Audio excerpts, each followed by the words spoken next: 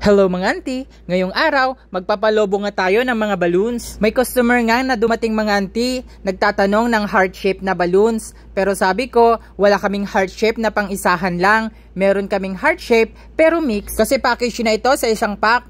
Merong 14 pieces ito. Merong 10 normal balloons at merong itong foil na 4 na balloon. 2 heart at saka 2 star. At meron nga siyang 2 kulay na pagpipilian mga auntie. Meron tayo ditong gold at meron din tayong silver. At itong gold nga ang napili ng ating customer mga auntie. Gagawin ko na daw at babalikan na lang daw niya after 20 minutes. Kaya ito mga auntie, ginawa ko na agad. Kung mapapansin nyo, nagmamadali tayo dito kasi mamaya bigla-bigla siyang darating tapos hindi pa natin natatapos. Itong normal balloons pala mga auntie, meron itong 5 piraso. Tapos yung 5 piraso naman, ito ay yung transparent naman na balloons na merong glitters na kulay gold din sa loob.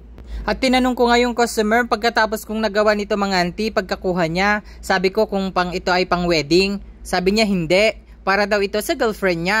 O diba? Sana all! At ito nga mga auntie, bago matapos itong ating video, gusto ko munang magpasalamat sa inyong lahat sa walang sawang suporta at pagsubaybay ng ating mga video. At ito mga auntie, pagsamasamahin na natin lahat itong mga balloons. At kung nagustuhan mo ang ating video for today, follow for more. Huwag mo na rin kalimutang i-share. Yun lamang. Once again, Abel Cariaga. Babu!